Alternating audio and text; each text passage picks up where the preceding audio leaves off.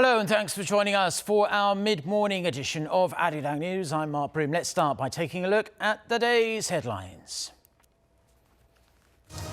North Korea trade, defense cost sharing and more. The leaders of South Korea and the United States hold a summit on the sidelines of the UN General Assembly.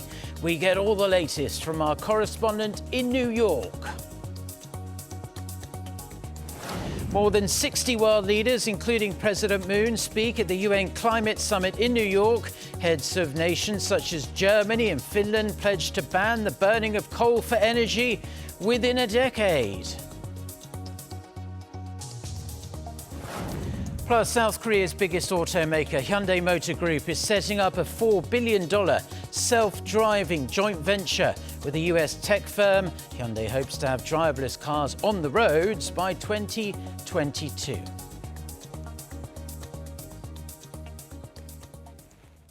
Our top story this morning, President Moon Jae-in says he anticipates successful nuclear negotiations between North Korea and the United States going forward. He also said he hopes the next North Korea-U.S. summit to be a page-turning event in the Korean peace process. He made these comments as he met for the 9th time with his U.S. counterpart Donald Trump. We connect live to our Shin Se-min, who is in New York. So, Se-min, both leaders expressed high hopes for a third summit between Kim Jong-un and President Trump. Right, Mark. For one, President Moon expressed his anticipation that a third big meeting between the leaders of North Korea and the U.S. will be a world-class breakthrough. His remarks come as the regime had said earlier this month that it's willing to resume working-level nuclear talks with the U.S. as soon as possible.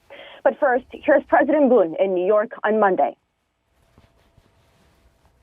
조만간 제3차 북미정상회담을 준비하기 위한 북미 간의 실무 협상이 일일이라고 기대를 합니다. 제3차 북미 정상회담이 열린다면 아마도 한반도의 역할의 새로운 질서가 만들어지는 아주 세계사적인 대전은 업적이 될 것이라고 믿습니다. And President Trump also on the same page as his South Korean counterpart and boasted his personal relationship with the North Korean leader and said that Kim is a man of his words. And frankly, he's lived up to his word on those things that we discussed. We actually signed an agreement in Singapore, and we actually had two very good meetings. But unlike previous meetings between Moon and Trump, the U.S. leader refrained from giving a definite yes to a third Kim-Trump summit, quite a contrast to his previous comments, but he did say that he will see what happens. Yeah, he tends to say that a lot. We'll see what happens. But apart from parallel stances on the Korean peace process, the two leaders, as you'd expect, delved a little deeper into their bilateral alliance. So tell us more about that. Right. From the get-go, President Trump said both South Korea and the U.S. are making a lot of progress on trade deals, adding he'd like to do some more additional things on trade, indicating more deals could be in the pipeline. He also mentioned how Seoul is one of the largest buyers of military equipment from the United States. And adding to that, the South Korean leader highlighted a 15-year deal between South Korea's state-run gas corporation and BP to buy over 1.5 million tons of U.S. liquefied natural gas from the year 2025. And the South Korean presidential office said such a massive business deal between the allies will strengthen their bilateral ties even further. Mark? Well, thank you very much. That was our Shin Se-min reporting from New York. Sounds like it was a fairly productive summit. Now, President Trump has revealed another meeting with North Korean leader Kim Jong-un could happen soon amid the stalled denuclearization talks between Pyongyang and Washington.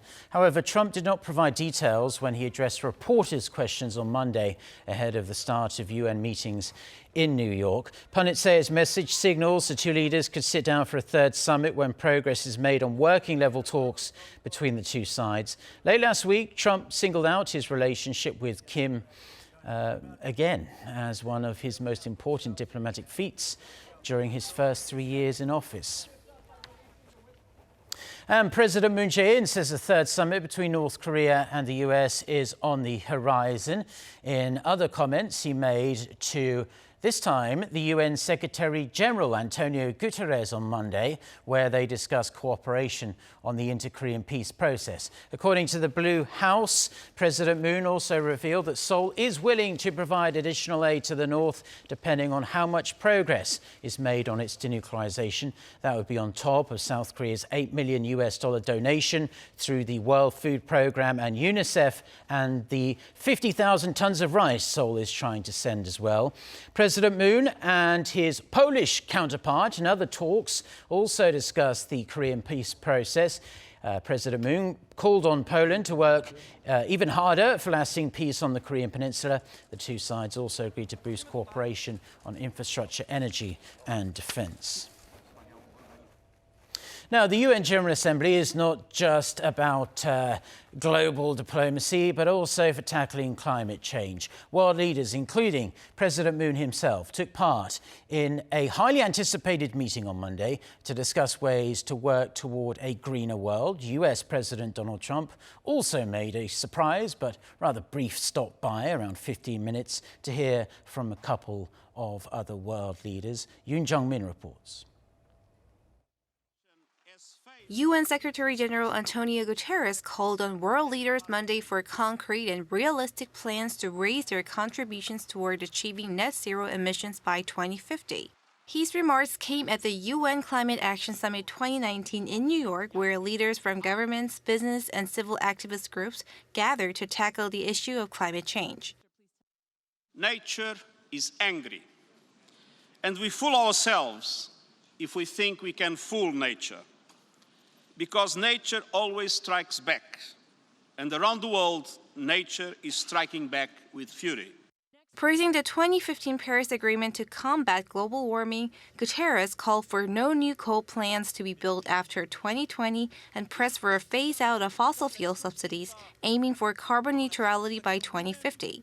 While some countries have made a lot of progress, others are moving too slowly, as he pointed out.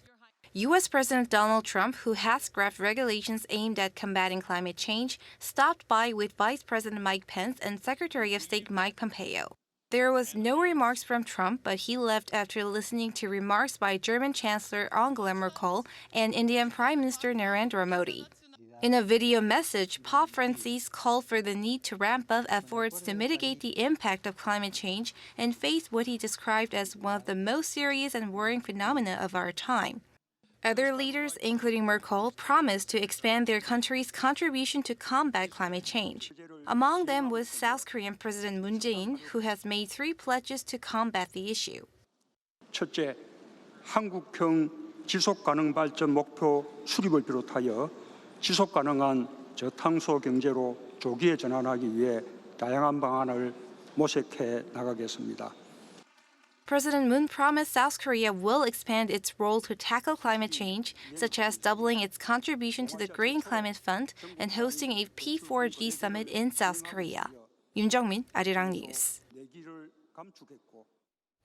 So, as we can see in that report there, global leaders are gathering at the UN headquarters in New York to take part in the 74th General Assembly. Among those who have been arriving are British Prime Minister Boris Johnson and German Chancellor Angela Merkel. The general debate will be held through September 24th to the 30th, with dozens of world leaders scheduled to take to the podium. Ahead of the General Assembly, an event on religious freedom was hosted by US President Donald Trump on Monday morning local time. South Korea and the US are set to kick off 2-day negotiations on defense cost sharing in Seoul. According to South Korea's Foreign Ministry, Jang Won-sam, the lead negotiator in previous talks, will be heading up the South Korean delegation until his successor is named. James DeHart, a State Department official, will represent the US. Washington has reportedly asked Seoul to pay an annual $5 billion, and that is significantly higher than the $860 million Seoul is paying currently. The State Department made it clear on Monday that Trump expects South Korea and other US allies to to contribute more. In a statement to South Korea's Yonhap news agency, a State Department spokesperson explained that President Trump has been very clear in his expectation that Washington's allies can and should pay more money, considering the immense cost of maintaining U.S. assets and deployments. Now, in other news, South Korea's top automaker, Hyundai Motor Group, is joining arms with an automotive tech firm in the U.S. to develop autonomous car technologies. Hyundai hopes to have production-ready, driverless cars actually on the roads of South Korea and beyond by the end of the year 2022. Kim Hae-sung reports. Hyundai Motor Group will set up a $4 billion joint venture with Aptiv, with both parties taking a 50% ownership stake in the new company. The new entity will work to design, develop, and commercialize autonomous vehicles. In a statement Monday, Hyundai Motor Group said Hyundai Motor, Kia Motors, and Hyundai Mobis will contribute a combined $1.6 billion in cash and $400 million in areas like engineering services and R&D. Automotive technology company Aptiv, on the other hand, will provide its autonomous driving technology and intellectual property, and about 700 employees focused on the development of autonomous driving solutions. The companies will appoint an equal number of directors in the venture, which will be based in Boston, with technology centers across the U.S. and Asia, including Korea. This marks the biggest bet by Hyundai Motor Group, and the venture will begin testing fully driverless systems in 2020 and have a production-ready autonomous driving platform by 2022. Hyundai said in February it plans to invest over $12 billion in areas such as autonomous driving technologies, vehicle electrification, and mobility services by 2023. Kim Hae-sung, Arirang News. Now, South Korea's Agriculture Ministry has confirmed the country's fourth case of African swine fever did so on this Tuesday at a farm in Paju near the inter-Korean border. This comes just a day after the third case was confirmed in Gimpo, the first case south of the Hangang River. The government is ramping up efforts to prevent any further spread, including culling pigs within a 3-kilometre radius of the affected farms. Local authorities are also inspecting waterways that connect to North Korea. Starting next month, South Korea's Rural Development Administration will work with Vietnam to discover the root of the spread as preliminary research goes on towards trying to find a vaccine. African swine fever currently has no vaccine and is fatal to pigs, but harmless, fortunately, to humans.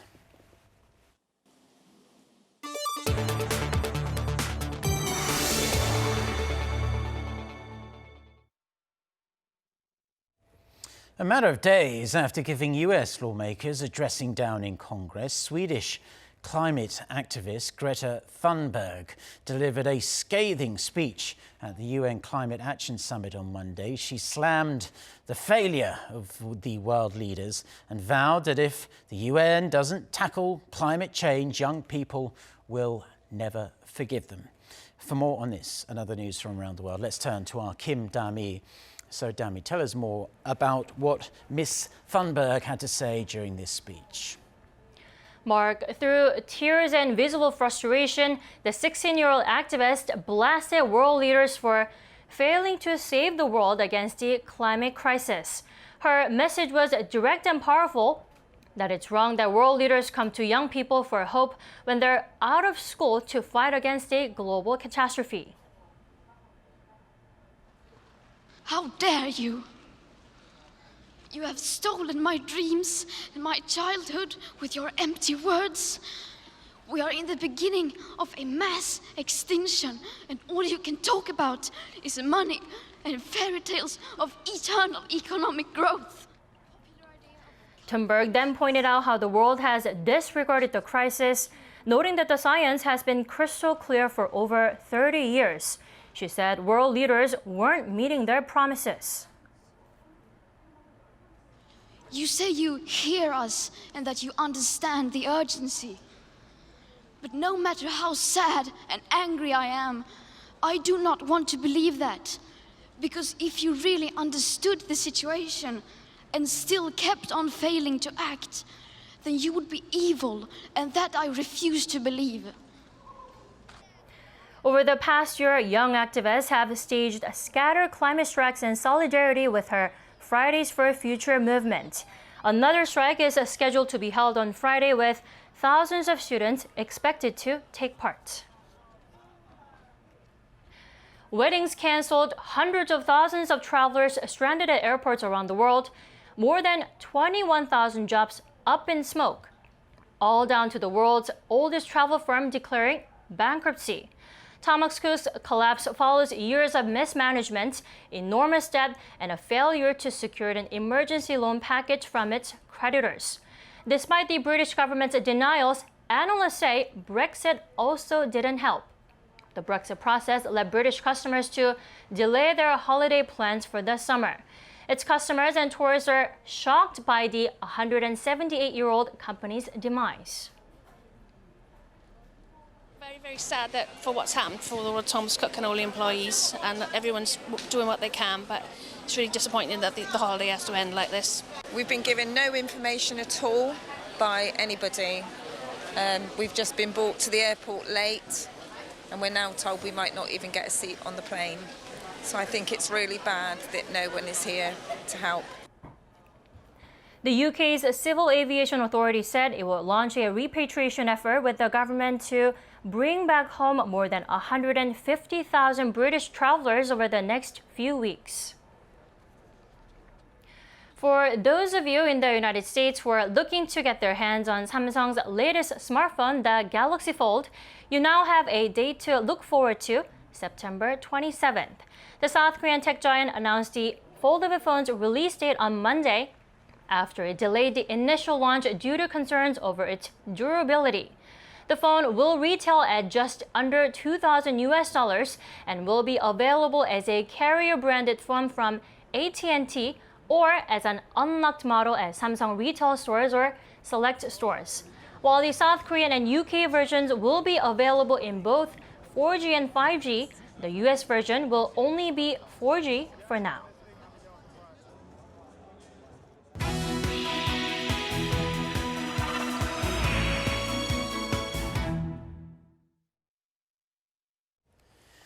Time now for our Life and Info segment, where we focus on information we hope is useful for your everyday life. And today we're going to start with e-cigarettes, e-cigs, with vaping-related illnesses emerging in the United States and some reported deaths as well. The South Korean Health Ministry is now advising the public here in South Korea to refrain from using these electronic cigarettes. However, it was quick to point out that no cases of such illnesses have actually been reported in this country thus far. Park Se-young with more. More than 500 cases of severe lung illnesses linked to vaping have been reported in the United States so far. The Centers for Disease Control is conducting a large-scale investigation and does not yet know what in electronic cigarettes is causing the illnesses. A key focus of the investigation has been vitamin E acetate, which is used to thicken THC oil. In response, the South Korean Health Ministry will carry out its own investigation into whether the e-cigarettes being distributed in the country contain THC oil or vitamin E acetate, as well as a study of the two substances' toxic properties. The Korean Health Ministry says no cases of vaping-related illnesses have been reported in the country, but advises the public not to use them until the studies are completed. To help monitor the association of e-cigarette use with illness, e-cigarette smokers are asked to see a doctor if they experience common symptoms of lung illnesses. In the U.S., the CDC closely analyzed 373 of the 530 reported cases and found that two-thirds of people with severe lung illnesses are between 18 and 34 years of age. Men made up 72% of them. Using previously collected data on e-cigarette users and health insurance, the Korean Health Ministry will look into suspected domestic cases. The Ministry of Economy and Finance said Monday that the government will review adjustments to taxes on e-cigarettes, which are about 40% of those levied on traditional cigarettes. The changes will be made after a joint study with the Ministry of Interior and Safety and the Ministry of Health and Welfare due by the end of this year. The ministry will also study overseas cases and come up with necessary countermeasures. Park Se-young, Arirang News.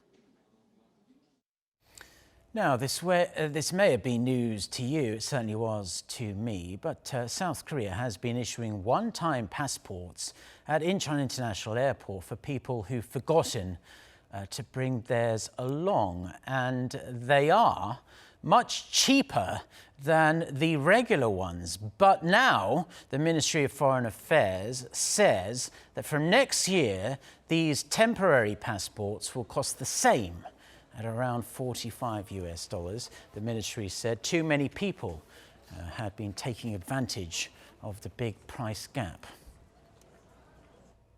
Now, there are a whole host of fantastic events offered year-round at Seoul's 4 royal palaces.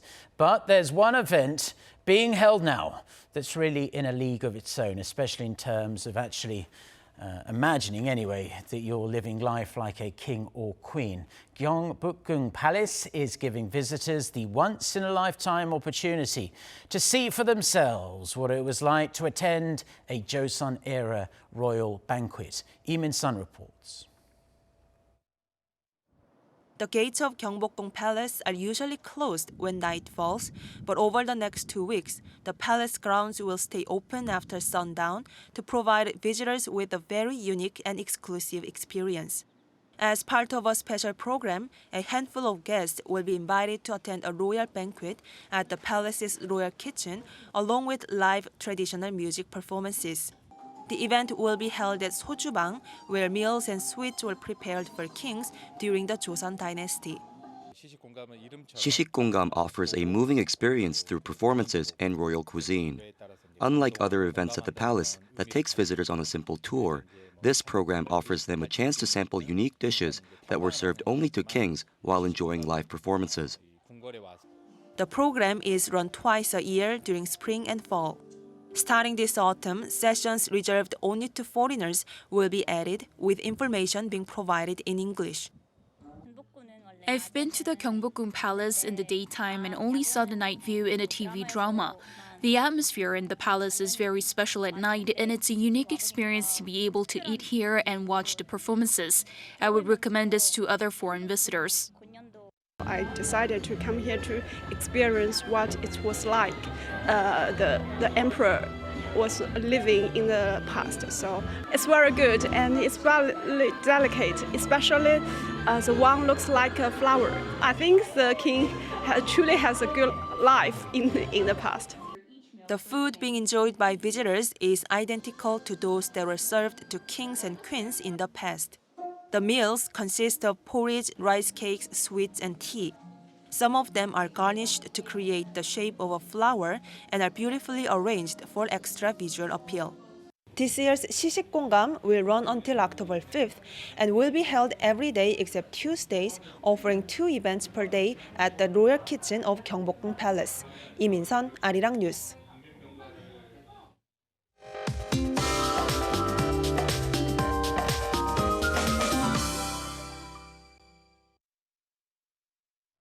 Good morning. Autumn surely is in full swing, but do expect big temperature gaps in most parts of the country. In fact, some regions saw morning lows plunging to the single digits this morning, but highs will rise to the mid-20s. So most regions will see highs hitting 25 to 26 degrees Celsius, and we'll have clear skies throughout the day, so it's a wonderful day for an afternoon stroll. Typical autumn weather persists for the rest of the week with a good amount of sunshine, but the country's southern regions in Jeju will see rain at the end of the week. But we've seen some strong typhoons this year. The most recent Tapa was the 6th typhoon to impact the Korean peninsula this year so far, and that's the most we've seen in 43 years. However, the weather agency is saying there could be another typhoon strike in October, and it could be even powerful. And many experts are saying it's due to the global warming. That's Korea for you, and here's the international weather for viewers around the world.